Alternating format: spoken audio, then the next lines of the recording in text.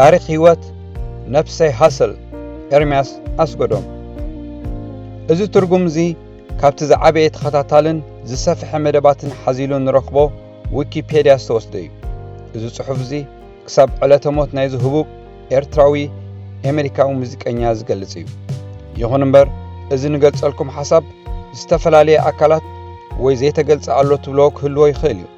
ብመሰረት ካብ ዊኪፔድያ ዝሃብ ቃል ቅድሚ ናብ በብኽፋል ዝቕጽል ጅግና ታሪክ መበቆሉ ኤርትራዊ ዜግነቱ ግና ወዲ ሕቡራት መንግስታት ኣሜሪካ ዝኾነ ነፍሰይ ሃስል ምፍላምና ንስድርኡ ፈተውቱ ኣቕርቕቱን ቀረብቱን ቤተ ዘመድን ጽንዓት ይሃኩም ክንብል ብስም ኣካል ዩቲዩብ ዝኾነ መስመርና ሲነማ ሰመረ ንፈቱ።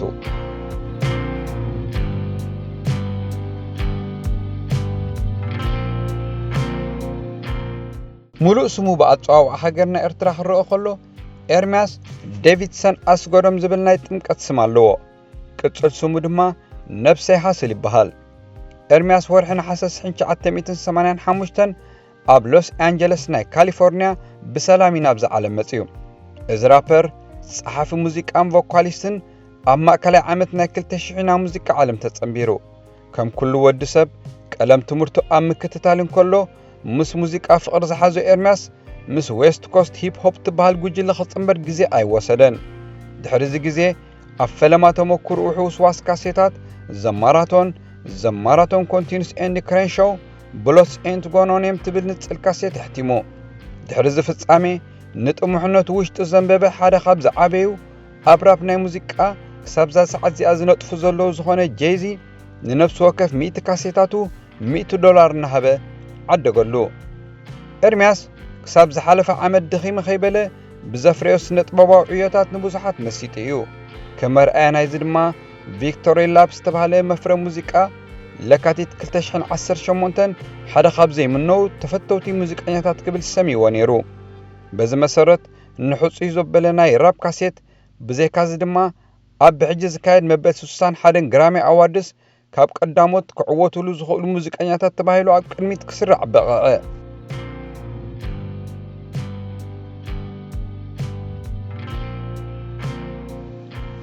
ናብ ድሕሪት ምልስ ኢልና ክንሪኦ ከለና ኣብ 2005 ኤርምያስ ስላው ዘንቦይ ትብል ቁፅር ሓደ ሕውስዋስ ካሴቱን ሕትመት ኣብቂዑ። ድሕሪ 3 ዓመት ናይ ቤይን ሙዚቃዊ ሕትመት ከም ተቐዲምና ዝገለጽናዮ ብሎትስ ኤንት ጎኖኔም ትብል ቀዳሜትን ካልኦትን ካሴቱ ንዕዳጋ ኣቕረበ። ኣብ ዝሓዞ ስራሕ ውፉይ ምንባሩ ዝግለጽ ኤርምያስ ብዕይኡ ዝተማርኹ ሲነማቲክ ሙዚክ ግሩፕ ኤፒክ ሪከርድስን ምስኦም ክሰርሕ ተኣቕረብሉ። ከይተወላወለ ክታሙ ዘንበረ ሃስል ኢን ዘ ሃውስ ትብል ንጽል ካሴቱ ናብ ሰማዕቲ ኣቕሪቡ። ድሕሪ ዛ ካሴቱ ዝያዳ ነፍሰይ ሃስል እናተባህለ ክጽዋዕ ከም ዝጀመረ ዝግለጸሉ ኤርምያስ በዚ ደው ከይበለ ብዙሓት ደረፍቲ ዓለምና ኣብ ከም ኪለር ምስ ድሬክ ምስ ስኖፕ ዶግ ኣብ ዝዋንዚ ስኖብ ላዮን እናተባህለ ጽዋዕ ኣብ 2009 ዓመተ ምህረት ንሕትመት ዝበቕዐት መሊሲን ወንደርላንድ ትብል ደርፊ ክሳተፍ እንከሎ ብዘይካዚ ፕሮብሌም ዝተባህለ ሙዚቀኛ ድማ ኣብ ኣፕሳይድ ዳውን ትብል ደርፉ ሓደ ከም ቀንዲ ተዋሳእቲ ነይሩ። ካብ ግዜ ናብ ግዜ ስሙን ዓብየን እናገነነን ዝኸደ ኤርትራዊ ኣሜሪካዊ ኤርምያስ ኣብታ ክሳብ ሰዓት እዚ ሓንቲ ካብ ተፈተውቲ ደርፊ ተባሂላ ኣብ ቅድሚት ዝተሰርዐት ኣብ 2010 ንግዳያት ሄት ዝተደርፈት We Are The World 25 ድሕሪ ኣበርክቶ ምግባሩ ዝዓበየ መጋዚን BXXL ዝብል ስም ጽዋዕ ናይ እዋን ሓድስ ሙዚቀኛ ክትብል ኣብ ጽሑፋ ኣስፊራቶ እያ።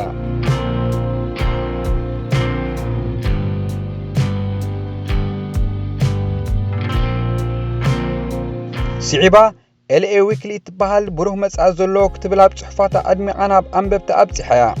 2010 ሃስል ወላኳ ሳውት ሰንትራል ስቴት ኦፍ ማይንድ ትብል ኣልቡም ካሕትማ እኳ ሓሳብ እንተነበሮ ብዘይተፈልጠ ምኽንያት ነቲ ኣበጊስዎ ዝነበረ ኣልቡም ሙሉእ ደርፍታቱ ብፊሊንግ ማይሰልፍ ብተወሳኺ ምስ ራፐር ጆይሮ ኮይኑ ክደርፋ ወጢንዎ ዝነበረ ሬድ ኤን ብሉክ ማይ ግሪን ዝብላ ንጽላትን ሕጂው እንተኾነ ታሕሳስ 2010 ክዝርጋሕን ወጢንዎ ዝነበረ ዕጫ ናይ ሳውት ሰንትራል ስቴት ኦፍ ማይንድ ኣጋጢምወን ሓለፋ።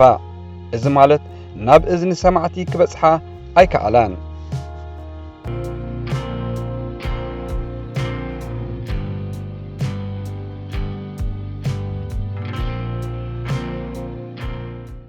ድሕሪ ተኸታተልቲ ኤፒክ ሪከርድስ ኣብ ልዕሊኡ ዘውረዶ ኣደራዕ ድማ ኣብ መፋርቕ 2010 ብገዛ ርእሱ ነብሱ ክኽእል ኣብ ምድምድምታ በጽሐ 21 ታሕሳስ ድማ ኦልማኒ ትበሃል ባዕሉ ዝውንና ስቱድዮ ከፈተ ከም ውፅኢት ጽቡቕ ስርሑ ድማ ዘማራቶን ናብ ስራሕ ኣብቂዑ ቀጺሉ ዘማራቶን ኮንቲኒዮስ እንዘሕተመ ኤርምያስ ኣብታ ደርፉ ንበዓል ዋይጂን ዶም ኬነድን ኣዋሲእዎም እዩ ኣብ 2012 ነፍሰይ ሃስል ማለት ኤርምያስ ኣስገዶም ናብታ ብሪክሮን ትውነን ሜይባች ሙዚክ ግሩፕ ተጸንቢሩ እናተባህለ ተጋዊሑ ከም ክግለጽ ጸንሐ ኤርምያስ ክሳብ ዕለተ ሞቱ ንዓለምና ዝተፈላለየ ሙዚቃ ኣፍሪኡ ኣብ ዩኤስ ቢልቦርድ 100 ዝበለጻ ደርፍታት መበል 100 ኣብ ሂስ ካር ሶንግስ መበል 11 ተርታ ክስራዕ እንከሎ ብዘይካዚ ምስ ራፐር ብሎንኮሮው ኣብ ትብል ደርፉ ብራውን ኦፍ ዛት ምስ ዕዱማት ናይ ሪክ ሮዝን ብኻልእ ሸነውን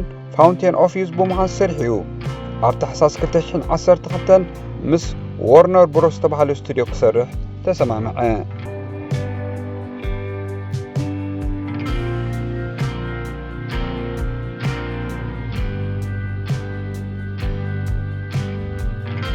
ኤርምያስ ኣስገዶም ነፍሰይ ሃስል ነታ ዝዓበየላ ማሕበረሰብ ፍኖት ክኾን ብምሉእ ልቢ ዝተበገሰ ራፐር ነይሩ ኣብቲ ብጎነፅን ድኽነትን ዝፍለጥ ኩርናዓት ሎስ አንጀለስ ፍቕርን ምክብባርን ክዘርእ ዝከኣሉ ገይሩ ካብ ትሑት መነባብሮ ተበጊሱ ዝኸዓበቶ ርእሰ ማል ነቲ ማሕበረሰብ ናይ ስራሕ ዕድል ኣብ ዝፈጥረሉ ወፍሪ ኣፍሲስዎ ህፃናት ካብ ጎነፅን ሕማቕ ልምድን ናይቲ ከባቢ ነፃ ወፂኦም ሓድሽ መንነት ሒዞም ክወፁ ጥዑም ሕልሚ ኣበጊሱ ምስ ሕልሙ ካብ ዝዓለም ብሞት ተፈልዩ ሪስፔክት ንቤተሰብ ጽንዓት ይሃብ ንሓው ኤርምያስ ኣስገዶም ከዓ መንግስተ ሰማይ የዋርሶ ክቡራት ተኸታተልትና ካልኣይ ክፋል ኣብ ዝቕፅል መደብና ሰሰናዩ